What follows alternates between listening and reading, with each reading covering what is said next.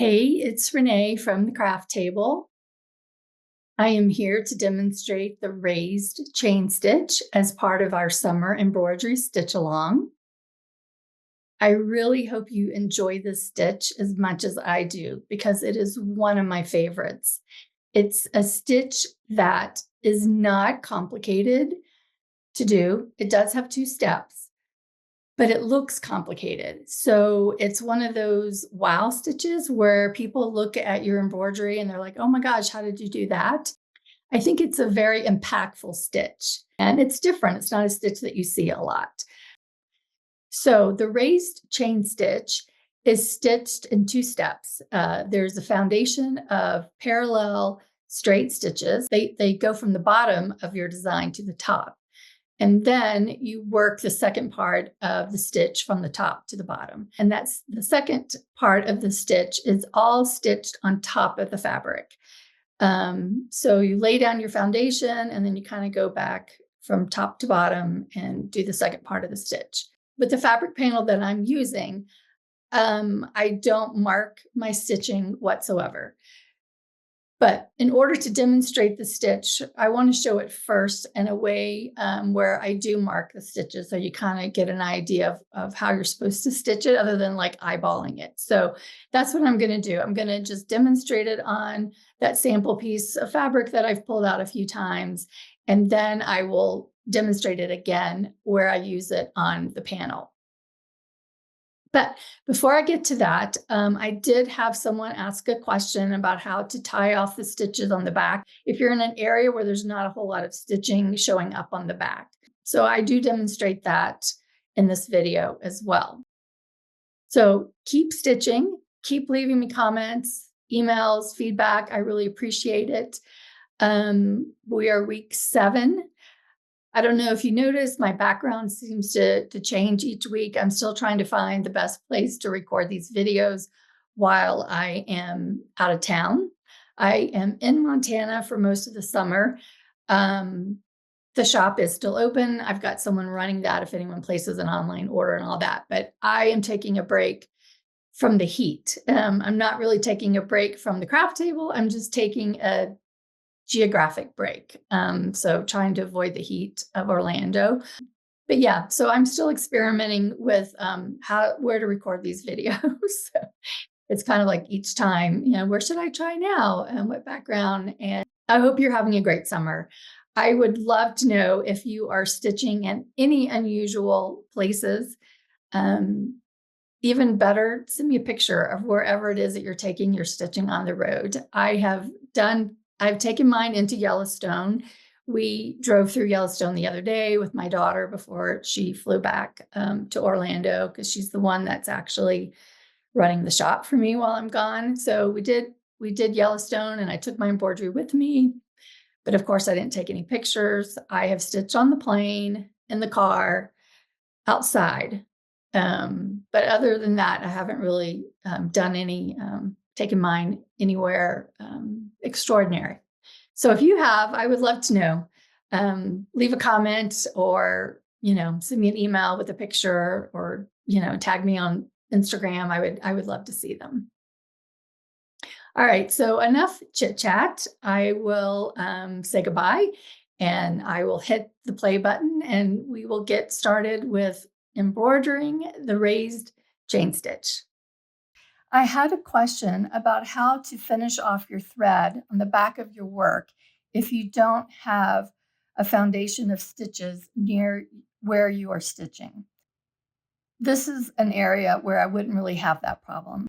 But if you don't have a lot of stitching on the back because you're doing either a lazy daisy stitch or French knots that are a little spaced out from each other, what I like to do is, so pretend this is my last stitch.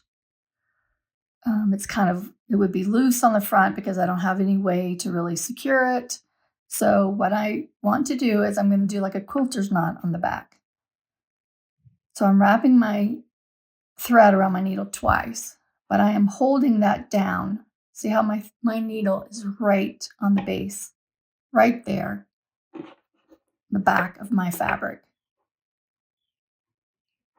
And I'm going to hold that tight, snug, and as close to the back as I can as I pull my needle through.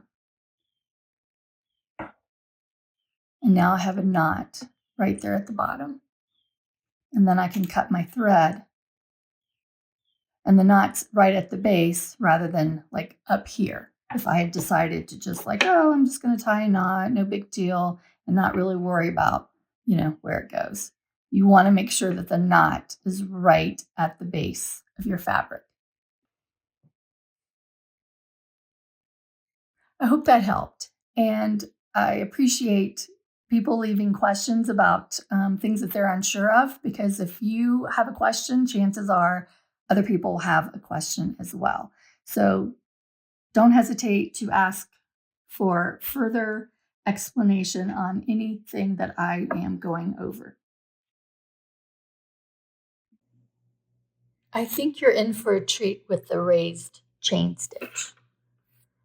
This is a stitch that, in my opinion, looks very cool and complicated, but it's not complicated, and it's really fun to do, and I think it gives a very cool texture.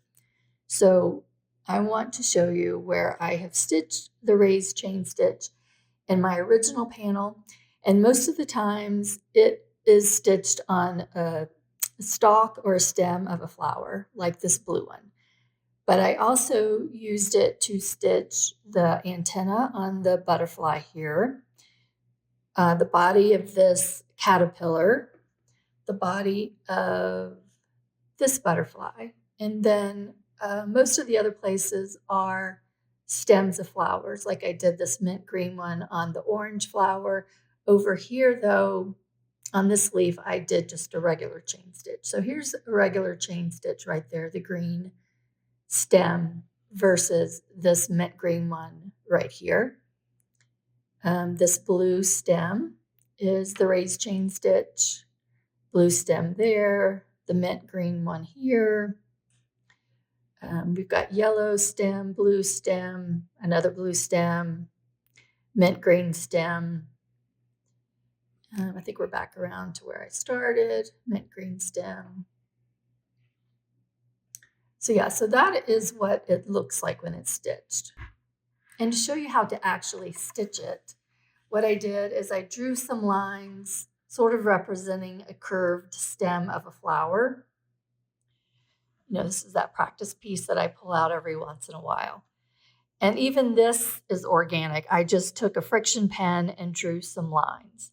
So the way you stitch the chain stitch or the raised chain stitch is I'm going to stitch a series of short, meaning not very wide, parallel straight stitches. And I'm going to start from the bottom and I'm going to stitch them to the top.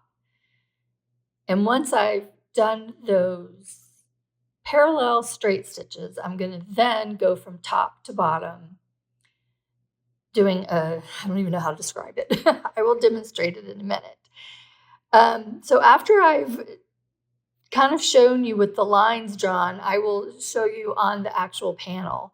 But I want to show you how it's done this way so that you'll maybe hopefully understand how I can do it on the panel without any markings. I just sort of picture it in my head.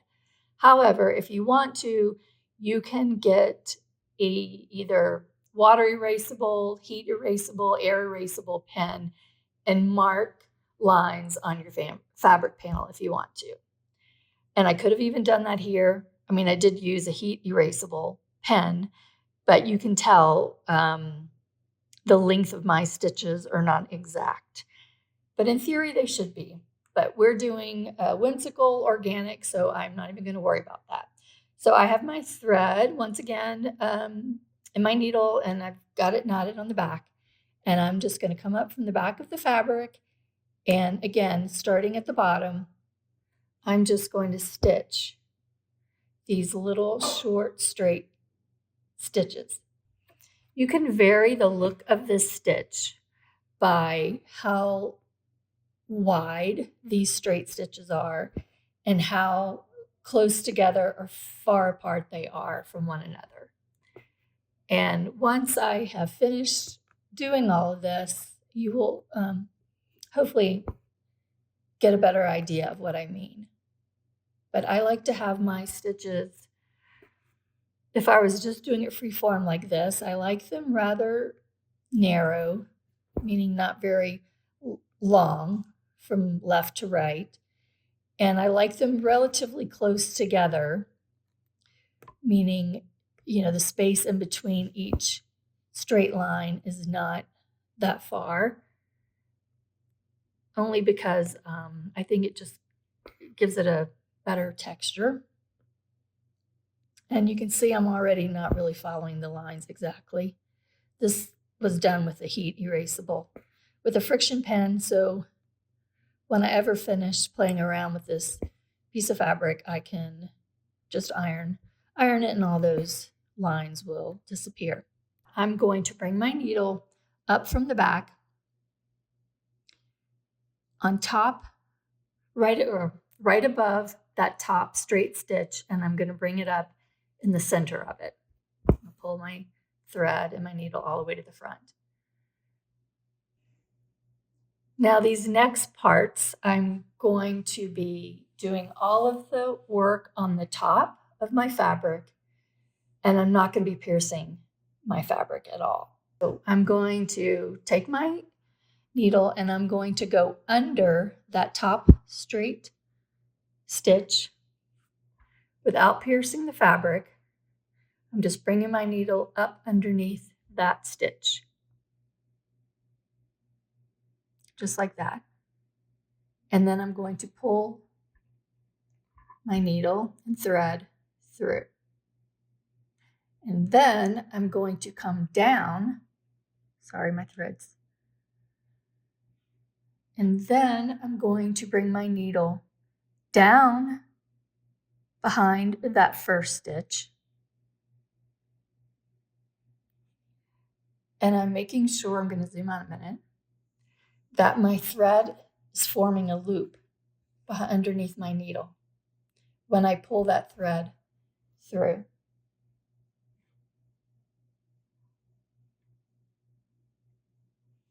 And then we're going to just keep doing that. We're going to bring our needle up underneath the second line, the line underneath that top one. And I kind of think of it as underneath the line and kind of pointing to the left, the upper left. So I'm bringing it up this way, and then I'm bringing it down. Again, it's going behind that stitch, and I'm kind of bringing it down and angling it to the left. And the big thing is making sure you have your thread like this forming a loop when you come through. See how there's a loop there? And you just keep doing this with every single stitched line that you have. And the reason why you're going to kind of want to angle it is because you don't want to go up any of the other lines. You just want to go underneath that one, the next line in the series as you're going down. So underneath the line, kind of pointing it at an angle. I point it to the left, pulling it through, and then coming back down. Again, that same line. This time making sure that the thread is underneath so that when I pull it, there's a little bit of a chain, if you will, which is why it's called the raised chain stitch, because we are doing a chain all the way down. And it's raised because we are going underneath these lines, these stitch lines. And my needle is not going to the back of my fabric at all, just under and under again in two different directions. It's kind of like up and under and down and under, right? So we're going up. And as you start stitching and those chains are being made at the lines above, you kind of need to be careful when you go under the next stitch, because see the chain sometimes, because our stitches are so close together, and I did that on purpose, sometimes that chain kind of goes over the line. So you have to be careful when you go underneath that next line. So we're going up, under, we're going up, and then we're going down. When we go down, again, we just want to make sure we're forming a loop or a chain. Now I'm going to show you why I like to have my stitches close together, or my lines close together. Pretend like this line, pretend like this line is not here and the next one is right there. So we're going to have a bigger space.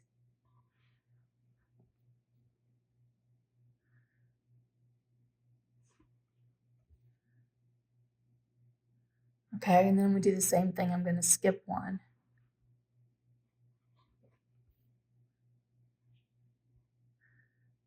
I'm not really skipping it. I'm pretending it's not there so that you can get an idea of what the stitch looks like if they're further apart. And you may like that look. There might be a time where maybe you want it to look like that. I personally just like them closer together because I think it gives it a really cool effect. But this also, gives a little bit of an effect as well. It's just different. The way you finish off the raised chain stitch is stitching that last line like you normally do, bringing your needle up under and then down, forming that chain link. Once you've done the second part of the stitch on that bottom parallel line, straight line, you're just going to take your needle to the back. Right below that line, kind of the opposite of what you did when you started at the top.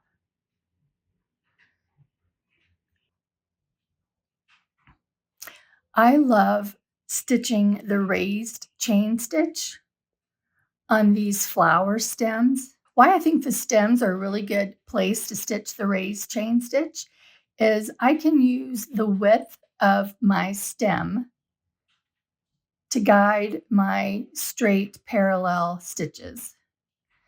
Now, that's why I wanted to demonstrate how to do it on another piece of fabric first, where I actually marked so you can see how the plan of the stitches. But when I do something like this, I don't mark anything out. You can if you want. I will be using, as I said, the width of the stem to guide how wide I'm going to stitch my foundation of straight stitches. And then as far as the distance between each one, I'm just eyeballing it. So if it makes you feel more comfortable, you can take an erasable pen, like a friction marker if you want to, and you can space out, you can draw out your lines, and that will give you a more uniform look if that's what you're going for. I like the organic feel of this pattern, so I'm not going to worry too much about it. This also curves, so I'm going to kind of curve my stitching as well. I am using the 5-weight Sue Spargo Pearl Cotton. The color is Easy 30, and I've got it knotted. And I am going to start my first stitch towards the bottom of the stem, not exactly at the bottom, but almost. And I am going to just do a straight stitch from one side of the stem to the other. And I'm going to stitch a series of them all the way up. And as the stem sort of curves a little bit to the left, so will my stitches. I'm making them maybe about 1/4 of an inch apart. I already have a knot.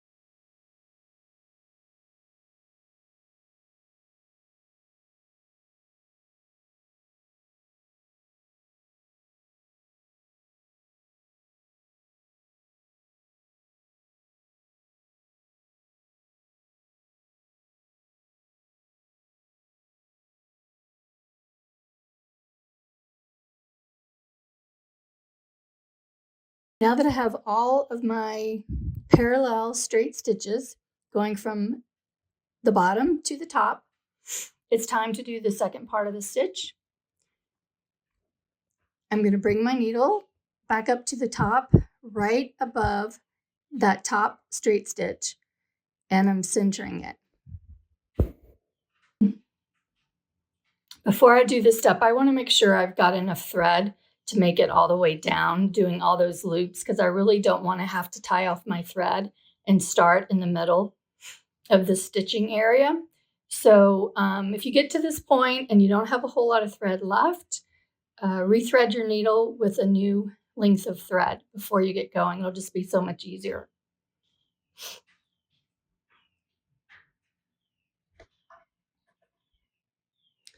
So I've zoomed in. You can see that my stitches are very organic.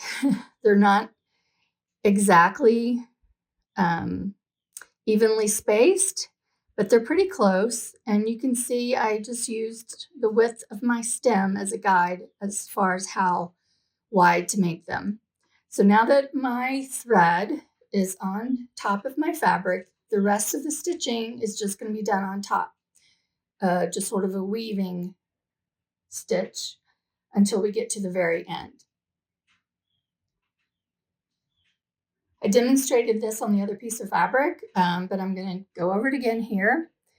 I am taking my needle underneath that first stitch without piercing the fabric.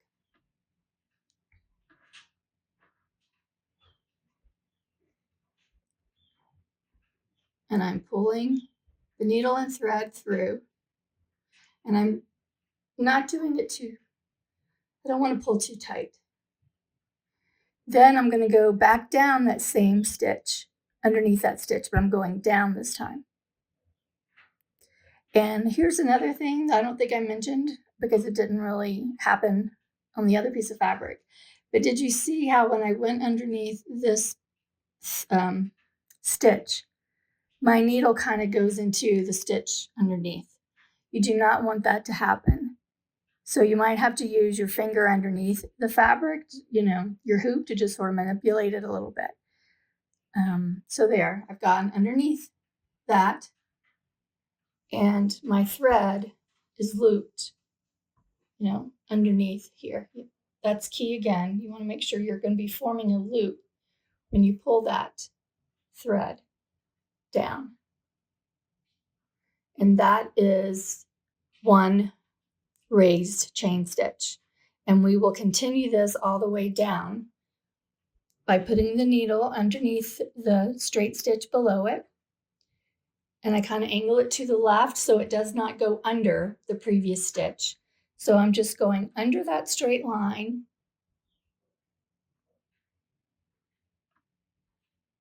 kind of angling it to the left, pulling it out of the way, and then coming back down that same straight stitch. But I need to make sure that my thread is over this way so that I am forming a loop when I pull it through.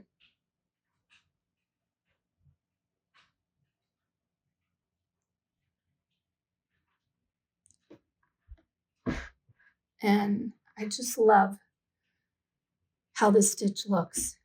And you can manipulate it a little bit with your needle, if it kind of goes a little sideways. This part of the stitch is all on top, so there will be some wiggle room, and that can be a good thing, but it can also be a bad thing. You don't really want your stitches to get flattened or something snagged on it. So be careful of that.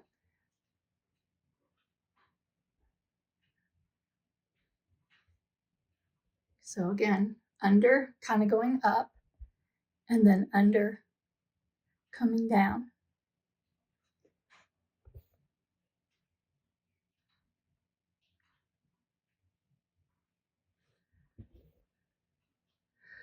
For this particular purpose, I do like my stitches to be rather, I do like the foundation straight stitches to be rather close together and not very wide, because I like the look that it gives for a stem. Making the straight stitches further apart and or a little bit wider will give you a different look. And so that's why this stitch is another great stitch to experiment with and use in different places.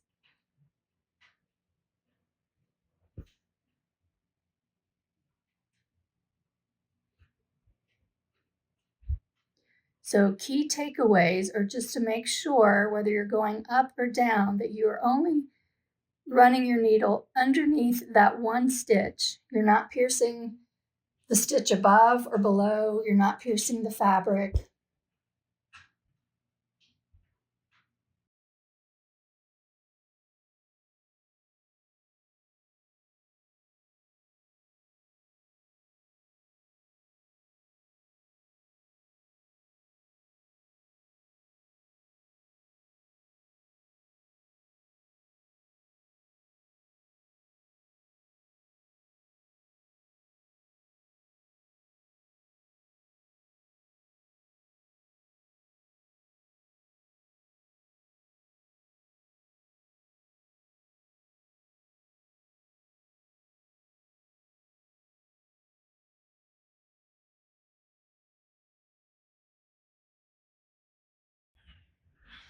Here's our last straight stitch.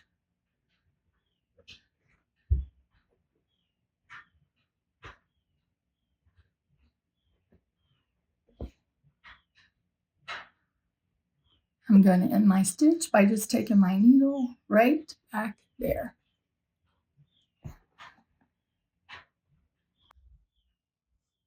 So there is the raised chain stitch stitched on the stem of this flower without any marking, just going, using the actual design as my guide for stitching. I think that's another great advantage of stitching on a fabric panel like this. It's forgiving, and you can use the design to guide you in what stitches you use, where you use them, how you place your, beginning and ending stitching points. This stitch is really not complicated, but I know it is a little different. So if you have any questions, please feel free to leave them in the comments or email me or go over on the community site and post your questions. I'm happy to help. This is one of my all-time favorite stitches, so I really want to make sure that everyone understands how to stitch it if they are so inclined. It may not be your favorite, it is definitely one of mine.